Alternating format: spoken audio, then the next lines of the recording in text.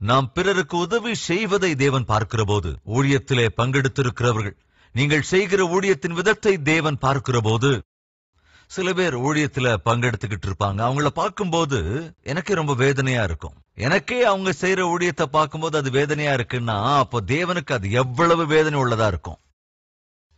என்னுடைய உயிரையே பணயம் வைத்து கிரயமாய்க் கொண்டேனே, என் உயிரை கொடுத்து கிரயமாக்கிக் கொண்டு இவ்வளவு மேன்மையான ஊழியத்திலே உன்னை பங்காளி ஆக்கினேனே, ஆனால் நீ கண்டுகொள்ளாமல் வாழ்கிறாயே, ஒரு வரைமுறை இல்லாமல் வாழ்ந்து கொண்டிருக்கிறாயே, இப்படிப்பட்டவனையா ரட்சித்தேன், இப்படிப்பட்டவளையா என்னுடைய ஊழியத்திற்கு நான் அழைத்தேன் என்று தேவனை நொந்து கொள்ளுகிற விதத்திலே வாழ்வது, அது எந்த விதத்திலங்க நியாயம்? ஒரு முறை ஊழியத்துல பங்கெடுக்கிறவங்க கொஞ்சம் யோசிச்சு பாருங்க. தானியேல் தேவனுக்கு மிகவும் பிரியமானவன். ஏனென்றால் அவன் ஒரு ஜெப வீரன், பரிசுத்தவான், தேவனை நித்தமும் சேவிக்கின்றவன். அதன் விளைவாக மிகவும் பிரியமானவன். தாவீதும் கூட மிகவும் அழகுள்ளவன். தாவீதுக்கும் தானியேலுக்கும் அநேக சிமிலாரிட்டிஸ் இருக்கிறது. வாலிப பிராயத்திலேயே தானியேல் தேவனை மிகவும் நேசித்தான். தாவீதும் கூட தன்னுடைய இளம் பிராயத்திலே தேவனை அதிகமாய் நேசித்தவன். தேவனுடைய அன்பை இவர்கள் இருவருமே கூட அனுபவித்தவர்கள். நல்லா கவனிங்க, தாவீதும் கூட மிகவும் அழகுள்ளவனாயிருந்தான். அவன் யுத்த சூரன், யுத்த வீரன், இசை கருவிகளை நேர்த்தியாய் வாசிக்கின்ற திறமையோடு இருந்தவன், நேர்த்தியாய் பாடக்கூடியவன், நேர்த்தியாய் சங்கீதங்களை எழுதக்கூடியவன். இப்படி ஒண்ணு இல்லைங்க, அவன் ஆல்ரவுண்டர். அதே சமயத்தில் மிகுந்த அழகாயிருந்தவன். ஆனா என்னைக்கும் அருவருப்பானவைகளை தன் அழகை ஆதாரமாக கொண்டு அவன் செய்தவன் அல்ல. தாவீது சொல்றான், தேவனே, நான் உமக்கு ரொம்ப பிரியமானவன் அல்லவா? ஒரு சின்ன பரீட்சை வச்சுக்கலாம். தேவன் எல்லோரையுமே உயிருக்குயிரா நேசிக்கிறார், அது வேற. ஆனால் நாம் செய்கிற பணிகளை கண்டு நம்ம பிள்ளைங்க சில நேரங்களில் சில வேலைகளை செய்யும்போது பார்த்து பூரிச்சு போயிருவோம். ரொம்ப அழகா செஞ்சிடாக்கண்ணா, ரொம்ப நல்லா செஞ்சிருக்கம்மா அப்படின்னு நம்ம சொல்லுவோம் இல்லையா? அப்படி நம்மை பார்த்து தேவன் பூரித்து சந்தோஷப்படுகிற சூழ்நிலைகள் எத்தனை! இன்று என்னுடைய வாழ்க்கையை, நம்முடைய வாழ்க்கையை தேவன் காண்கிற போது அவர் விரும்புகிற வகையில் நாம் இருக்கிறோமா? ஒரு முறை யோசித்து பார்க்கலாம். என் தேவன் என்னை தப்புவித்தார். என்னை விட மிகவும் பலம் வாய்ந்த சத்துருவின் கைகளிலிருந்து தேவன் என்னை தப்புவித்தார். ஏன் அப்படி தப்புவித்தார் என்றால், என் தேவனுக்கு நான் மிகவும் பிரியமானவன். அவருக்கு பிரியமாய் வாழ்கிறதுனாலே என் தேவனுக்கு பிரியமில்லாத காரியங்களை நான் செய்ய மாட்டேன். என் தேவனை கஷ்டப்படுத்துகிற எந்த வேலையையும் நான் செய்ய மாட்டேன். என் தேவனை காண்கிற போது வேதனைப்படுகிற அளவுக்கு எதுவுமே என் வாழ்க்கையில் இருக்க நான் விட மாட்டேன். அது தாவீதோட ஸ்டாண்ட். பிரச்சனைகளுக்கு தீர்வு வேண்டும் என்றால் நீ ஜெபித்து விண்ணப்பம் பண்ணும்போது இந்த கேள்வியை கேட்டுக்கோ, தேவனுடைய இஷ்டப்படி நான் வாழ்கிறேனா? எங்க பிரதர், செய்யறதெல்லாம் தப்பு தப்பான வேலை, பாக்குறதெல்லாம் அருவருப்பான ஆபாச சினிமா, பேசுறதெல்லாம் பேசக்கூடாத வார்த்தைகள். இப்படி இருக்கிறவங்க எப்படிங்க தேவனுடைய பார்வைக்கு பிரியமானவர்களாக வாழ முடியும்? தேவனே, நான் உமக்கு பிரியமானவன் அல்லவா? அதுக்கப்புறம் வேற என்ன சொல்றான் தெரியுமா? பார்க்கலாம் வாங்க. தேவன் என் மேல் பிரியமாயிருந்தபடியால் என்னை தப்புவித்தார். கர்த்தர் என் நீதிக்கு தக்கதாக எனக்கு பதிலளித்தார். சொல்றான், நான் நீதியா வாழ்ந்தேன். முதலாவது தேவனுக்கு பிரியமானவனா வாழ்ந்தேன். என் தேவனை எப்போது பார்த்தாலும் அவருக்கு இஷ்டமானபடிதான் நான் வாழ்ந்திருக்கிறேன். அவருக்கு கஷ்டமானவைகளை எப்பொழுதும் செய்ய நான் முயற்சி செஞ்சதில்லை. உடனே அநேகருக்கு ஞாபகம் வரும் பெத்சேபாள் விஷயம். பைபிள் ரொம்ப தெளிவா இருக்குங்க.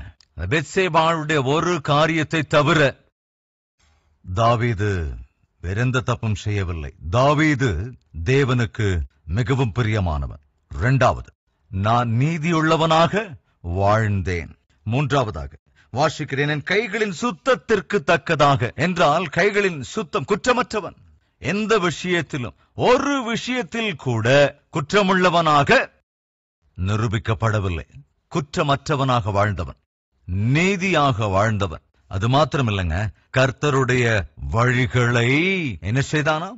கை கொண்டு வந்தேன். தவறான வழிகளை தேடவில்லை, தவறான நண்பர்களை தேடவில்லை, கெட்ட எண்ணங்களை ஒரு நாளும் நாடவில்லை, கெட்ட பகுதிகளுக்கு நான் போனதில்லை. தொடர்ந்து என்ன சொல்றான்னு பார்க்கலாம். நான் என் தேவனுக்கு துரோகம் பண்ணினதில்லை. பாவங்களை செய்வதற்கோ அருவருப்பான காரியங்களை துணிந்து செய்வதற்கோ அற்ப கால பாவ சிற்றின்பங்களுக்காக ஒரு காலம் நான் ஓடினவன் அல்ல. பதில் வரணுமா உன் ஜெபத்துக்கு? பதில் வரணும்னு நீ ஆசைப்படுறியா என்றால் பாருங்க தாவீது என்ன சொல்றான். ஆண்டவரே, நான் உமக்கு பிரியமானவனாக வாழ்ந்தேன், நீதிமானாக நான் வாழ்ந்தேன், கைகளில் சுத்தமுள்ளவனாக நான் வாழ்ந்தேன், உம்முடைய வழிகளிலேயே நான் பின்பற்றினேன், உமக்கு ஒரு காலம் நான் துரோகம் பண்ணவில்லையே. அப்படின்னு என்ன அர்த்தம்? வழி தப்பி போகவில்லையே, தவறான அடி எடுத்து வைக்கவில்லையே.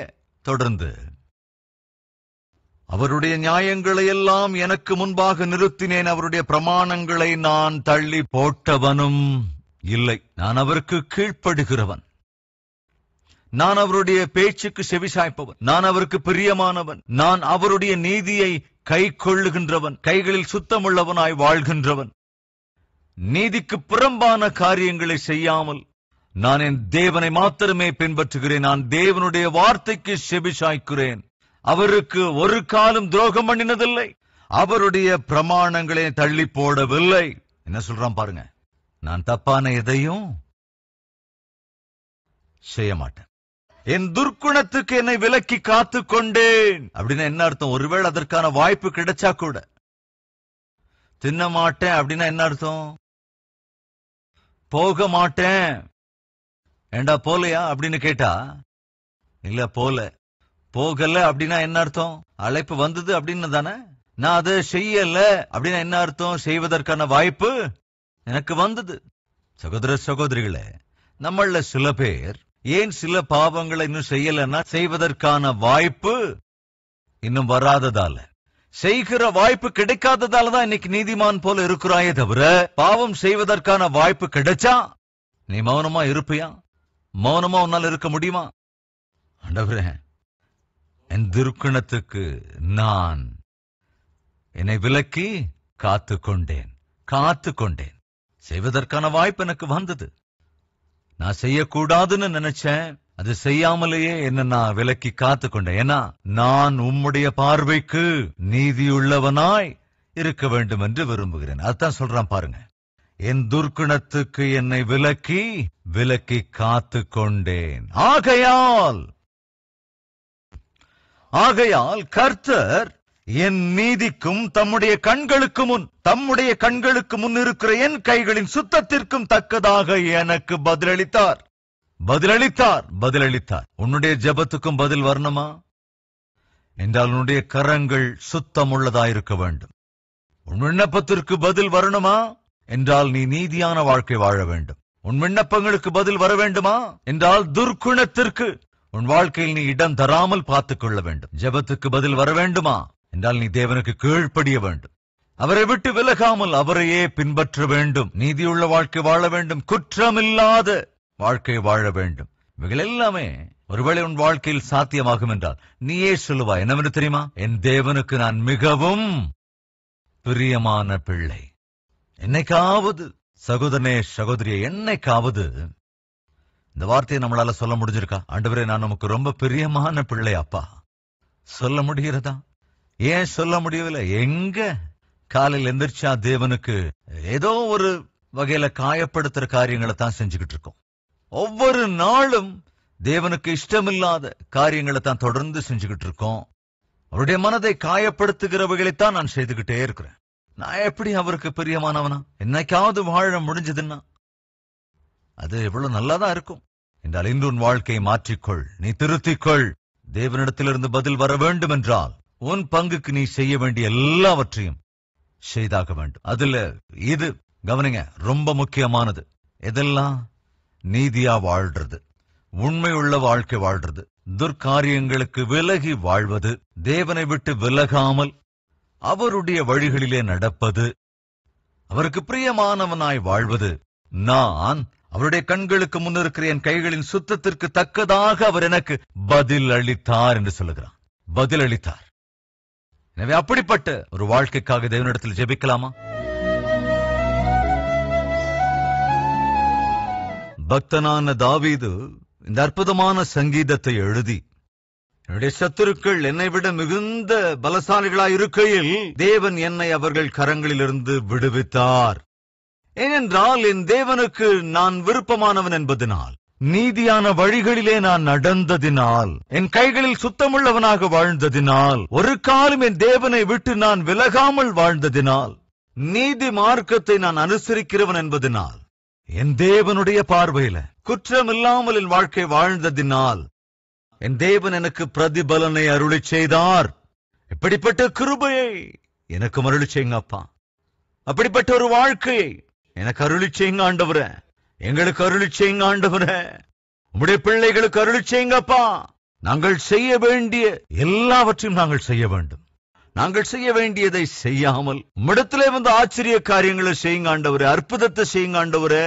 நீர் நேற்றும் இன்றும் என்றென்று மாறாத தேவன் அல்லவோ என்று நாங்கள் பைபிளில் இருந்து எத்தனை ரெஃபரன்சஸ் கோட் செய்தாலும் எங்களுக்கு பதில் வராது. முதலில் நாங்கள் செய்ய வேண்டியதை நாங்கள் முடிக்க வேண்டும். அதன் பலனாக நாங்கள் வெற்றியை சாதிக்க வேண்டும், கனி கொடுக்க வேண்டும், பலனுள்ள ஒரு வாழ்க்கையை வாழ வேண்டும். அப்படிப்பட்ட கிருபையை எங்களுக்கு அருளிச் செய்ய வேண்டும் என்று இயேசு கிறிஸ்துவின் நாமத்தில் வேண்டிக் கொள்கிறோம் பிதாவே.